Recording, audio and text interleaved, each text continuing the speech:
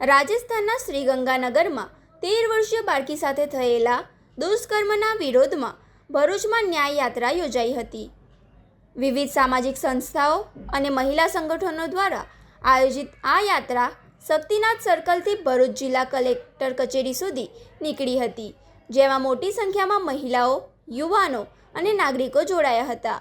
રાજસ્થાનના શ્રીગંગાનગરમાં 13 વર્ષીય બાળકી સાથે થયેલા દુષ્કર્મના કેસમાં ભરૂચમાં ન્યાય યાત્રા યોજાઈ હતી।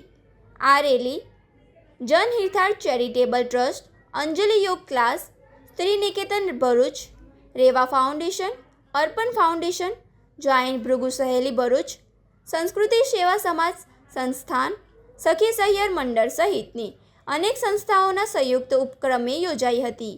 રેલીમાં પીડિતાને ન્યાય આપવા અને દોષિતોને કડકમાં કડક સજા કરવાની માંગ કરવામાં આવી હતી। રેલી સમાપ્ત થયા બાદ જિલ્લા કલેક્ટર મારફતે રાષ્ટ્રપતિ દ્રૌપદી મુર્મુ અને વડાપ્રધાન નરેન્દ્ર મોદીને આવેદનપત્ર સુપરત કરાયું હતું। આવેદનપત્રમાં ઘટનાની નિષ્પક્ષ અને ઝડપી તપાસ, દોષિતો સામે કડક કાર્યવાહી, પીડિત પરિવારને સુરક્ષા અને સહાય તેમજ મહિલાઓ અને બાળાઓને સુરક્ષા માટે કડક કાયદાના અસરકારક અમલીકરણની માંગણી કરવામાં આવી હતી। આયોજકોએ સ્પષ્ટ કર્યું હતું કે આ કાર્યક્રમનો કોઈ રાજકીય હેતુ નથી, પરંતુ દેશની દીકરીઓની સુરક્ષા અને પીડિતાને ન્યાય આપવા માટે લોકશાહી માધ્યમથી અવાજ ઉઠાવવામાં આવ્યો છે। ઉપસ્થિત નાગરિકોએ મહિલાઓ વિરુદ્ધ વધતા ગુનાઓ અટકાવવા સરકાર દ્વારા વધુ કડક પગલાં ભરવાની માંગ કરી હતી। નમસ્કાર।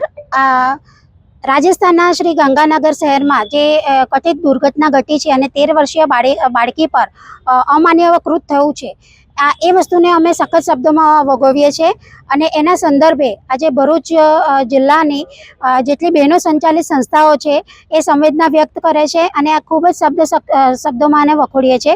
એ હિસાબથી આજે અમે એક મૌન રેલીનું આયોજન કર્યું હતું, જે શક્તિનાથથી લઈને કલેક્ટર કચેરી સુધી તમામ બહેનોએ, મુખ્ય બહેનો કે જેમાં સંસ્થા ચલાવે છે એવા સંસ્કૃતિ સમાજ સેવાના હેમાબેન છે, અંજલિ ક્લાસના યોગા ક્લાસના અંજલિબેન ડોગરા છે, અર્પણ ફાઉન્ડેશનના બીનાબેન તથા એમની ટીમ છે, જાયન્ટ ભૃગુ સહેલીના અલ્પનાબેન અને નૈનાબેન છે, રેવા ફાઉન્ડેશન તરફથી આવ્યા છે અને શ્રી નિકેતન તરફથી પણ અમારી સાથે તૃપ્તિબેન અને એમની પૂરી ટીમનું જોડાણ થયું છે। તો આજે અમે તમામ લોકો આ વસ્તુને વખોડીએ છીએ અને એ હિસાબથી એને અમે દુઃખદ ઘટનાને વખોડતા અમે આજે તમામ બહેનોએ એક મૌન રેલીનું આયોજન કર્યું અને આજે આવેદનપત્ર કલેક્ટર સાહેબને સુપરત કર્યું, જેમાં અમે શ્રીમતી દ્રૌપદી મુર્મુ મેડમ અને આપણા જે પ્રાઇમ મિનિસ્ટર છે શ્રી નરેન્દ્ર મોદી સાહેબને એમના સુધી પહોંચે, અમારો અવાજ પહોંચે એ હિસાબથી આવેદનપત્ર આપવામાં આવ્યું છે।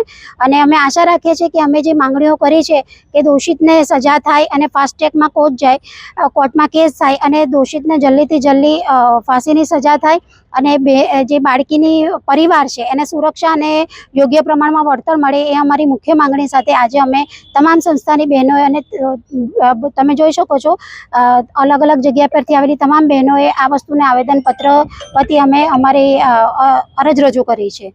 આભાર।